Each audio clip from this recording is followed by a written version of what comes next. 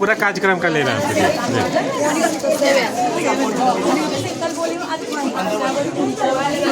क्या है ये? दरबार लगा हुआ है। अच्छा, यहाँ से ऊंचाई से जब पानी गिरता है तो घूमता है। घूमते हैं यहाँ पर मोटर को भी घुमाता है। तो हमारे सब मोटर से हम घुमाएंगे तो वहाँ से बिजली से हम बल्ब लगा सकते हैं। और पंखा बल्ब इसमें जला सकते हैं। इसमें पानी में कैसे जाएगा? तो पानी में डालेंगे तो कैसे जाएगा? बाल्टी से? तो बोतल से गिलास से पानी से कितना नाचेगा, कितना रोशनी देगा ये जो? तो जितना भी नाचेगा ना उतना के लिए एक बल्ब काफी है। अच्छा, मतलब ज़्यादा पावर के लिए ज़्यादा जल की जरूरत है।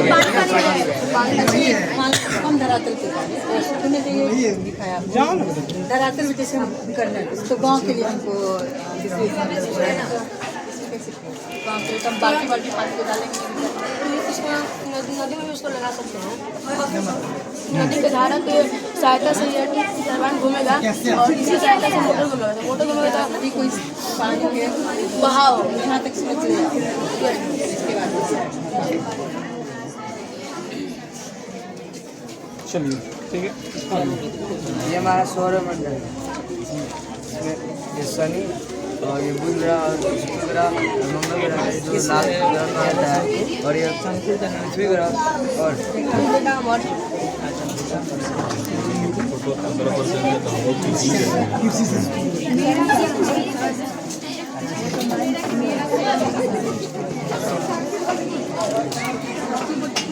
यहाँ से 60 ग्रह है।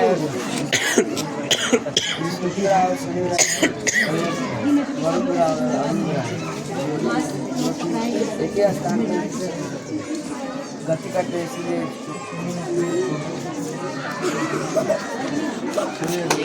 ग्रीन हाउस एक पारदर्शिक इमारत है जिसमें सौर विकिरण का इस्तेमाल किया जाता है। ग्रीन हाउस प्रभाव के माध्यम से गर्मी को रोककर पौधों पर अनुकूल वातावरण देकर विकास की स्थिति प्रदान की जाती है। ग्रीन हाउस का पहाड़ी इलाकों में कौन वाला ग्रीन हाउस से क्या फायदे होंगे? ग्रीन हाउस से पहाड़ी इलाकों में फायदे होते हैं। पौधे को रोशनी नहीं मिलता है तो इसलिए ग्रीन हाउस के माध्यम से उसे रोशनी दिया जाता है। और मैदानी इलाकों में इससे कोई फायदा नहीं है। क्या होता है इसका उपयोग कहाँ किया जाता है? खेती बाड़ी के लिए या पौधे?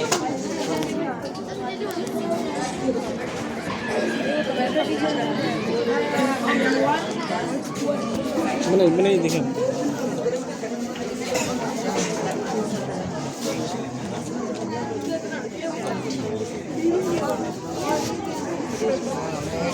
स्मार्ट हाउस बनाया है। मैम हमने एक स्मार्ट हाउस बनाया है जो अर्थ पे जैसे कि भूकंप आता है तब ये जैसे कि ये हिलेगा तो यहाँ पे ये सर्किट पूरा होगा तो ये बल्ब जलेगा। तो बल्ब जलेगा तो क्या वो सूचना देगा कि अर्थ कोई का नहीं हुआ नहीं, आने वाला नहीं है। वो आने के बाद। अच्छा, आने के बाद वो तो विलार वहीं नीचे क्या लगा है? विलार में क्या हो क्या है वो?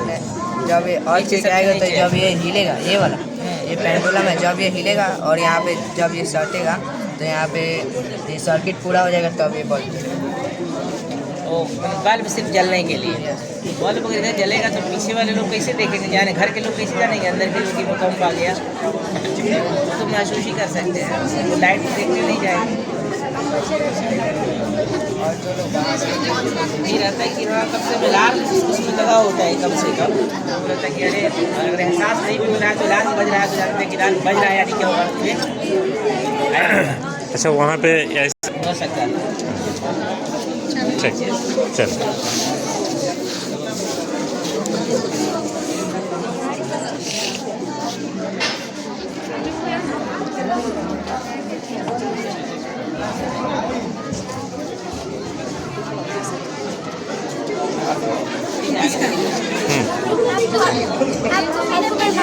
मेरा नाम से क्या है?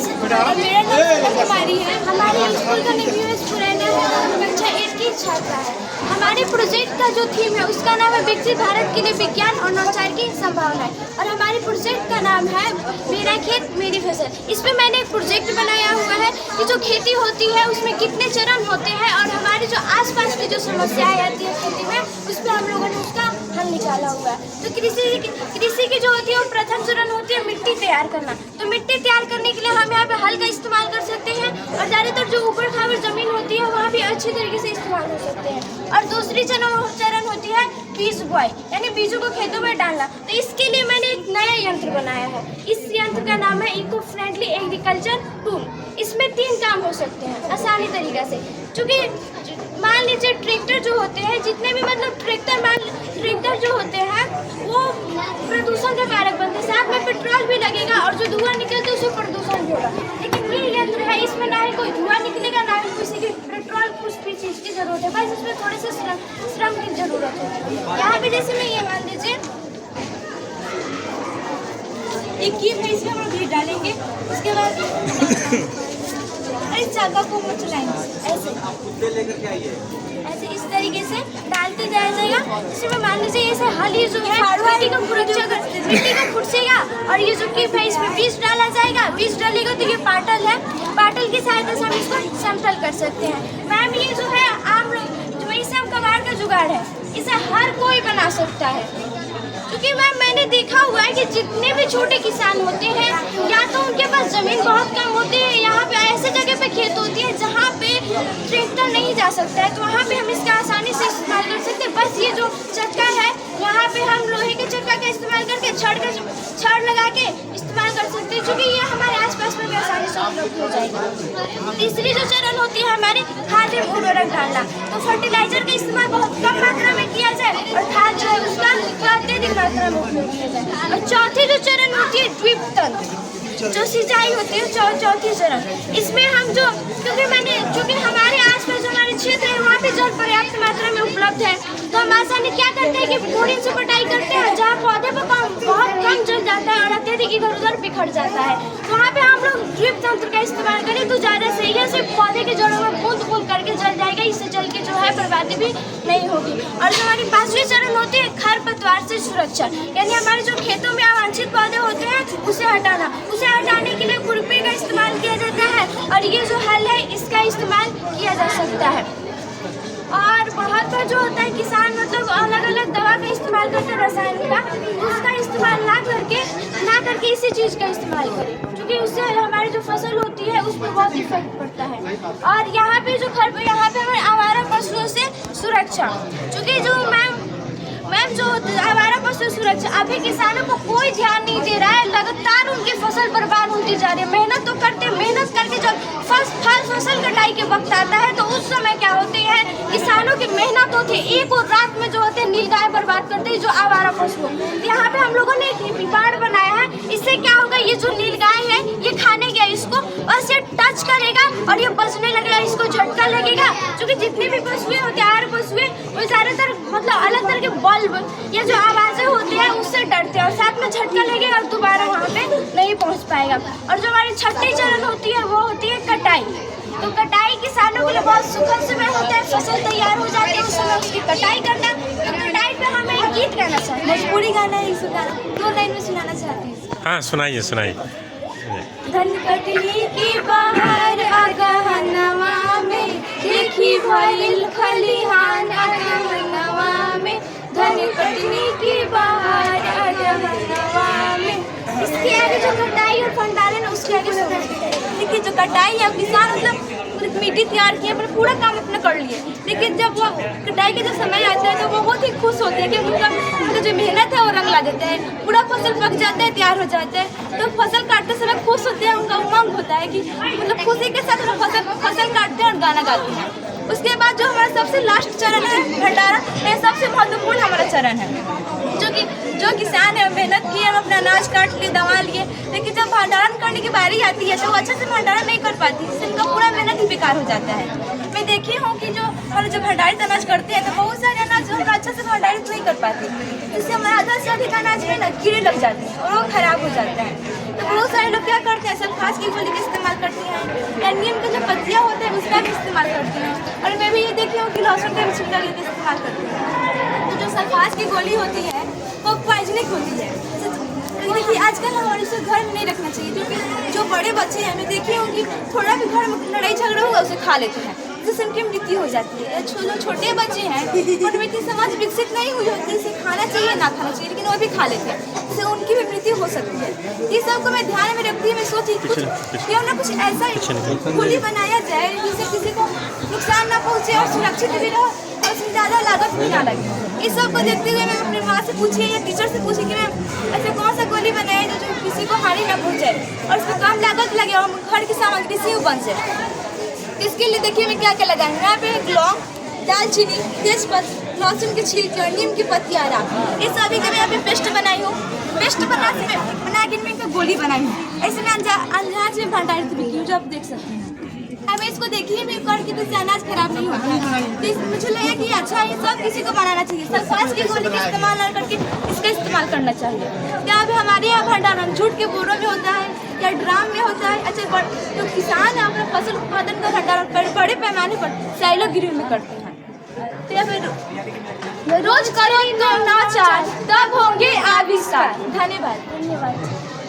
बहुत खूब।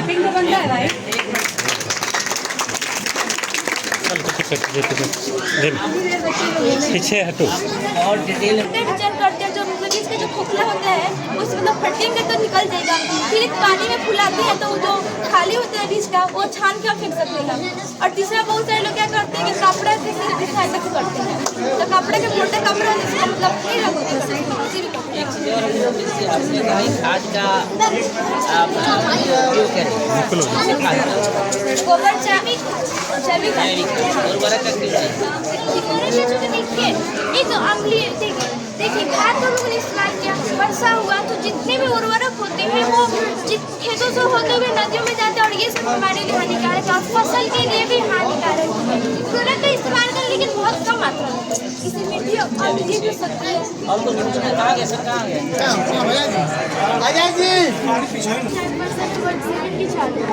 अब जैसे कि मनुष्य के शरीर में अनेक इसमें से मैंने उत्सर्जन तंत्र के बारे में बनाया। उत्सर्जन तंत्र का अर्थ होता है अपशिष्ट पदार्थों को बाहर निकालना। जैसे कि ये दो चीजों को हम रिक भी कहते हैं। रिक को दो भागों में भी बांटा गया है, एक मोडिला और एक कॉर्टेक्स। मोडिला की रचना पौधों से 16 पिरामिड की रेखा जैसा होता है और इसमें दो नदियाँ जैसा आता है, एक सीरा होता है एक धमनी होता है। जो धमनी होता है जिससे इसके सहायता से रक्त इधर मतलब रक्त में या शरीर में आता है, शुद्ध रक्त ऑक्सीजन की मात्रा होता है और इसमें एक करोड़ नेफ्रॉन पाए जाते हैं जिससे ये फिल्टर होकर और सीरम की सहायता से पूरे शरीर में फैलते हैं।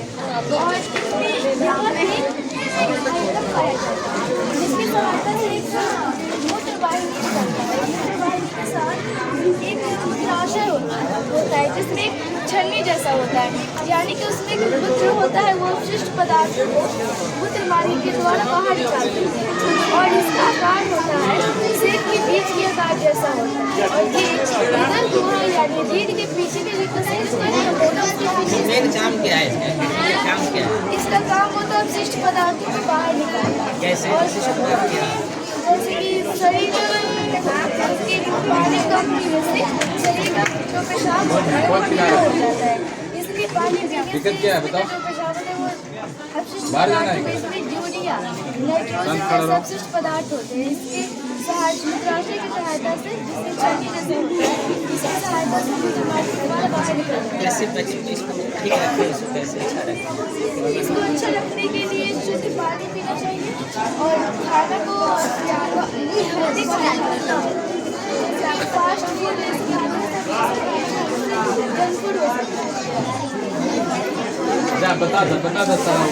विद्यालय क्या नाम है विद्यालय का तुम्हारे?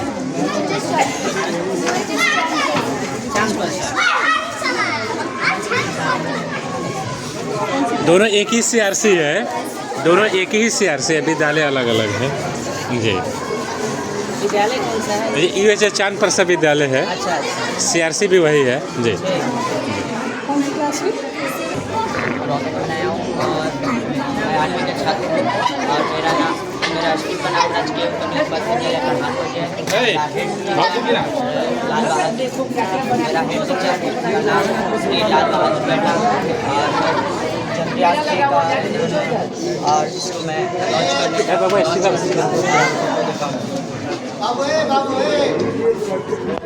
तुम लोग थोड़ा सा सीधा होता उड़ा सब फोटो लेना।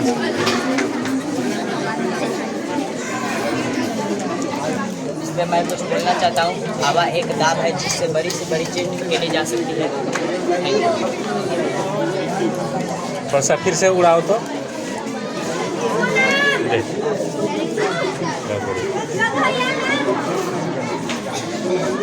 ठीक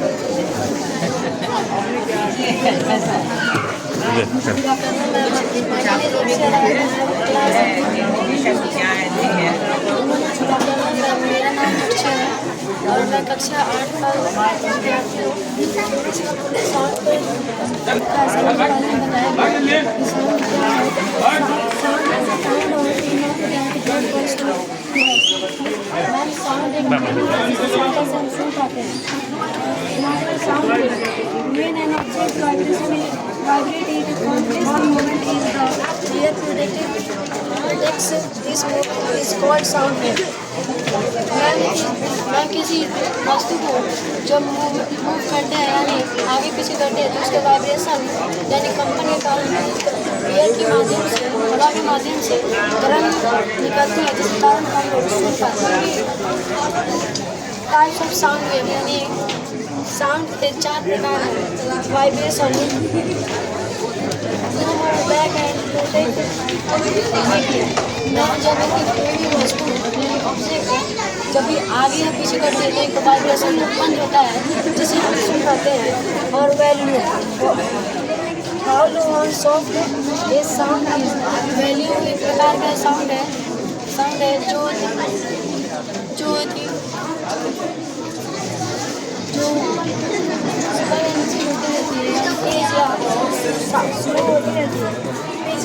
high low and sound ma'am कोई भी साउंड जो धीरे धीरे ऊपर या नीचे करके हमारे कानों तक पहुंचती है। ये ड्रम हमारे कान का एक पतला सा ड्रम होता है जिसकी सहायता से हम किसी भी साउंड को आसानी से सुन पाते हैं।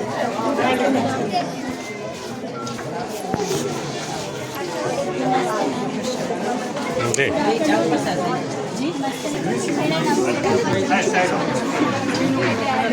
आज बात करना है खेतों में फसल कैसे उगाया जाता है। फसल उगाने का सबसे बढ़िया तरीका है जैसे हम लोग अपने खेतों को देखते हैं इसमें नमी रहता है कि नहीं नमी या जैसे नमी हाल रहता है कि नहीं उसका हाल चेक करते हैं। उसका हाल नहीं रहता है तो उसे हाल लाते हैं नमी डालते हैं फिर इसमें बीज को डालते हैं तो उसमें छोटे छोटे पौधे जैसे हमारे फसल तैयार होते हैं छोटे छोटे तो उसमें खादों को डालते हैं तो फिर वो थोड़ा और बड़ा होता है तो उसमें जितना मतलब फल और होता है घास उसको निकालते हैं और अलग साइड हटाते हैं फिर उसको और खाद डालते हैं। और ज़्यादा से ज़्यादा हम लोग को ना प्राकृतिक की खादों का इस्तेमाल करना चाहिए। जैसे कि घरों की खादों का कीड़ा खोखले हो गया उसको इस्तेमाल करना चाहिए। और जैसे यहाँ पे आप देख सकते हैं यहाँ कुआं है इसके माध्यम से हम लोग इसमें पानी डालते हैं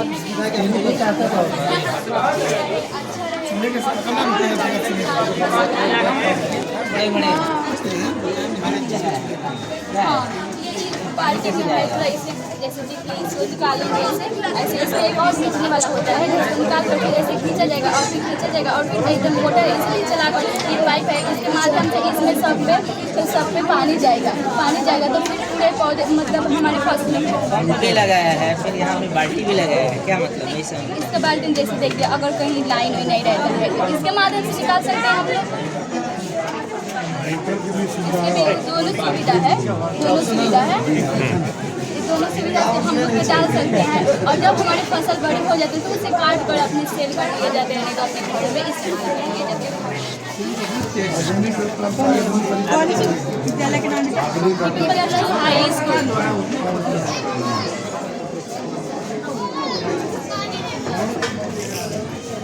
क्या नाम है तुम्हारा? सोगड़ा खातून। हाँ? सोगड़ा खातून। सोगरा खातून। हाई स्कूल से आई हूँ। मेरा सब्जेक्ट है साइंस, सबसे तेज कौन है? इसमें सबसे तेज घोड़ा है। जैसे 4 किलोमीटर समय होता है तो इसको दूरी दिया है 4 किलोमीटर।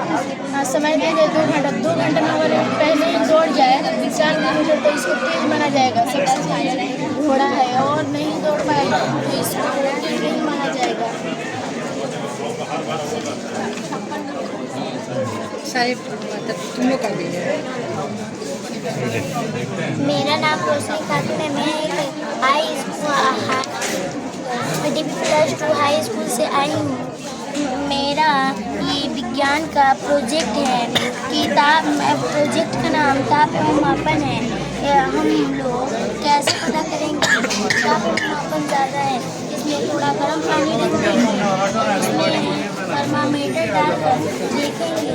गर्म पानी रहेगा तो वो थर्मामीटर में बताएगा कि ज़्यादा बुखार है, और अगर ठंडा पानी रहेगा तो थर्मामीटर में बताएगा कि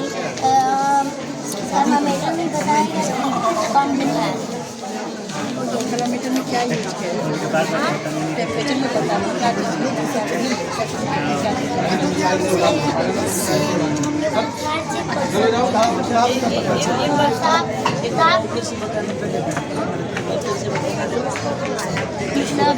इसमें